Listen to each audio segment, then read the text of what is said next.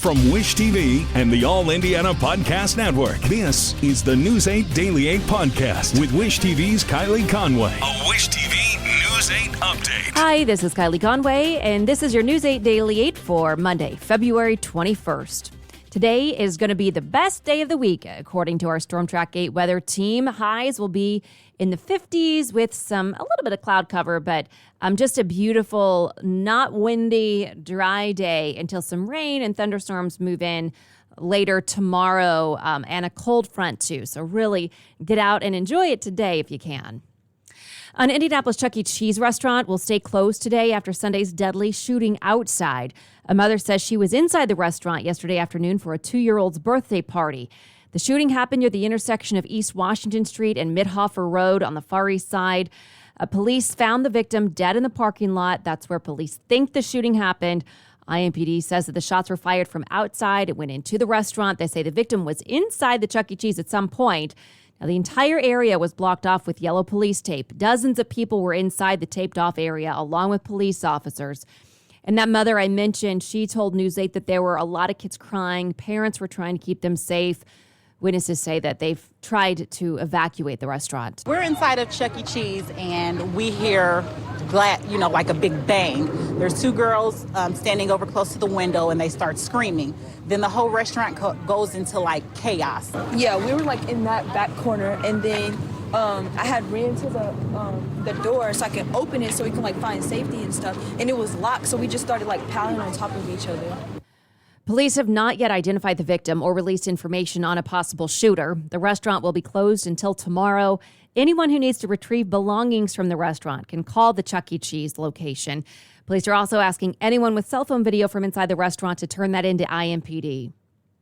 Hamilton Southeastern schools are closed for the holiday, but a crisis response team will be working today to help students, staff, and others after a crash that killed a student. Jake Reibel was a 16-year-old sophomore at Fishers High School. Illinois State Police say that he was one of 5 young people in a vehicle that crashed on I-94 near Chicago Saturday morning. The car hit a light pole and rolled down an embankment. Medics took the others in the vehicle to a nearby hospital with serious injuries. Officials haven't provided updates on their conditions. Jake Reibel played football at Hamilton Southeastern before transferring to Fishers. The HSC team posted a note of condolences saying he will forever be a Royal. Police arrested a Shelbyville, Indiana woman in Kentucky after they say she abandoned her 5-year-old son in Ohio. According to police, the child has autism and is nonverbal. A man called 911 to report finding the child on the side of a country road outside of Cincinnati on Thursday. Police in Georgetown, Kentucky say they found his mother, Heather Atkins, at a gas station Saturday evening.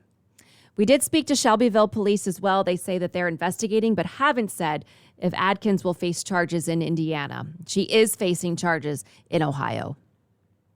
Anderson police are asking for help solving an armed robbery. It happened at the Anderson Pantry convenience store near 53rd and Main about 1 o'clock Sunday morning. Police sent us some pictures of one of the suspects. You can find those on wishtv.com. Police say that the robbers wore black clothes and gray masks, and one waited at the door while the other showed a gun and demanded money. If you know anything, police ask you to call Crime Stoppers at 765-649-8310. Now to southern Indiana. In Spencer County, a father is in jail after police say he shot his own son. Officers responded to a home in Richland City just after 6 Saturday. When they got there, officers found 40-year-old Justin Blair shot. Medics took him to a local hospital. No word how he's doing yet. Police think the shooting started as a fight between Blair and his father, Michael Blair. Police arrested Michael Blair for domestic violence causing serious bodily injury. Indiana's Attorney General is warning people who donated to the Freedom Convoy that hackers may have their information. Todd Rokita says hackers broke into the crowdfunding website Give, Send, Go, which is handling some of the donations to the anti-mask mandate protests in Canada. The AG says hackers got names, zip codes, and emails of donors, including 519 in Indiana. If you think you might be a victim of this or any hack, you can contact the Attorney General's office at 800-382-5516. Canadian authorities are taking financial action against people and companies involved in the ongoing protests near the border. According to the Royal Canadian Mounted Police, authorities froze more than 200 financial products like bank and corporate accounts.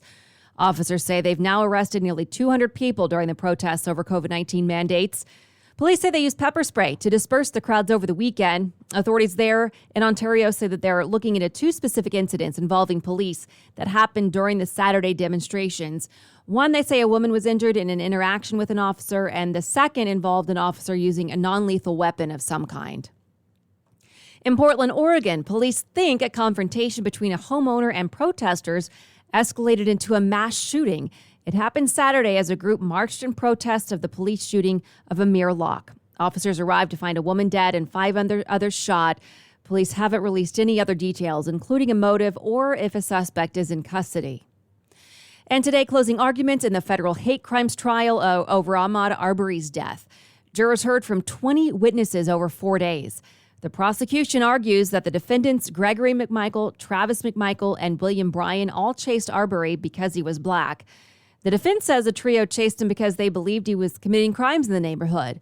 The men are already sentenced to life in prison for their conviction on state charges. President Biden agrees to a meeting with Russian President Vladimir Putin as long as Russia does not invade Ukraine. White House Press Secretary Jen Psaki issued a statement last night saying the meeting would follow talks between Secretary of State Antony Blinken and Russia's foreign minister on Thursday. Psaki says despite growing concern of an invasion, President Biden remains committed to pursuing diplomacy, but is also ready to impose swift and severe consequences if Russia chooses war. And U.S. officials fear a Russian invasion of Ukraine could come at any moment. Amy Kiley explains why officials believe the decades of peace in Europe may be ending. Ukraine says Russia is trying to provoke a war. The question is, will it succeed? As the president has said, we believe that Putin has made his decision. Period. These satellite images show Russian troops on the move outside Ukraine. Ukraine says Russian-backed separatists are firing weapons in areas of eastern Ukraine that they occupy. The worry is they'll blame the violence on Ukraine. Russia trying to create a series of provocations as justifications for aggression against Ukraine is going forward. Now they're justifying the continuation of exercises in quotation marks. UK Prime Minister Boris Johnson says the result could be the biggest war in Europe since World War II. But NATO still hopes for peace. French President Emmanuel Macron continues to talk with Russian President Vladimir Putin. He's trying to set up a U.S.-Russia summit. The White House says President Joe Biden agrees to it in principle if Russia's actions start to match its words. There is no innovation and there is no such plans. If not, Putin is going to be in a very serious judgment for his future, for the future of Russia, and really for the stability of the world, if he chooses to invade. I'm Amy Kiley reporting. A new study shows more encouraging results for Merck's COVID-19 treatment. Research out of India shows the antiviral pill cut hospitalizations significantly. Researchers looked at more than 1,200 people with COVID and found 1.5% of those who took the pill ended up in the hospital compared to the 4.3% of those who did not take the medication. The pill has the okay for emergency use but does not yet have full approval. The FDA gave the temporary go-ahead to the Merck and Pfizer antiviral medications in December. Australia is opening its borders to tourists for the first time in 2 years. The country has had some of the strictest rules for travelers since early 2020. There were tearful reunions as planes with tourists on board arrived in Sydney over the weekend. Until now, arrivals were limited to Australian citizens and a few other categories. There is a huge appetite for travel to Australia. The government says more than 1 million people have visas to visit. You must have proof of vaccination to go. And as the Colts get ready to evaluate rookies, it's also under increasing pressure to decide what to do with big-name veterans.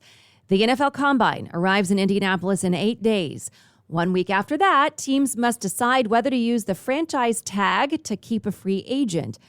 On the 18th, the $28 million contract for Carson Wentz is set to become guaranteed. The team can save $13 million if it releases him. A new problem for Indianapolis is the city could be facing a combine boycott. Tom Pelissero and Ian Rappaport of the NFL Network report more than 150 draft prospects may refuse to participate because of the bubble plan. COVID safety policies prevent prospects from bringing a full team of coaches, nutritionists, and others. They'll be limited to one trainer. Pelissero and Rappaport say that players plan to refuse all testing, on-field workouts, and interviews if the restrictions are not changed. And the Big Ten is deciding how to deal with a post-game brawl. It started in the handshake line between Michigan and Wisconsin. Wisconsin had just won the game when Michigan coach Juwan Howard exchanged words with Greg Gard. Then, as more people step in, Howard takes a swing at a Wisconsin assistant. That led to more fighting between the two teams. After the game, the coaches agreed. It started with a late timeout by Wisconsin. Well, basically, I addressed with the head coach that I will remember that because of that timeout and for someone to touch me. And I think that was very uncalled for him to touch me as we were verbalizing and communicating with one another. So that's what ended up happening, and that's what escalated it. Apparently, he didn't like that I called the timeout to reset the 10-second call because we only had 4 seconds to get the ball over half court. He did not like that when he came through the handshake line. So I'll leave it at that, and the tape will show the rest. The Big Ten Conference says it's reviewing the situation and will announce punishments when the investigation is done. The Department of Public Works is expected to announce its spring plan for filling potholes. It'll happen at 10 this morning on Meridian Street near 55th. DPW says the crews will be taking advantage of the warmer weather today ahead of some colder weather, wetter weather later this week. So crews will be using hot mix asphalt. That's good news instead of more temporary cold mix that they have been using. Potholes will be repaired by DPW and third-party contractors. Finally, the American mastodon could soon be Indiana's first official state fossil. Both the House and the Senate passed the measure with a majority in support last week. It's now awaiting Governor Holcomb's approval. The mastodon is related to modern-day elephants. The animal could remind you of a mammoth. It's got big, giant tusks, but experts say it is different. One retired geology professor told lawmakers that the mastodons are now the most common fossils in the state. It's Michigan's state fossil, too. This has been your News 8 Daily 8 for Wish TV. I'm Kylie Conway, online at wishtv.com, and follow us on Facebook when you search Wish TV. This is the News 8 Daily 8 podcast with Wish TV's Kylie Conway. A Wish TV News 8 update on demand. For even more, on demand and on the go. Connect with Wish TV on Facebook at wishtv.com and on the free Wish TV mobile app. Thank you for listening. And be sure to like, subscribe, and follow this podcast for updates every weekday morning on the All Indiana Podcast Network and wherever you get your podcast.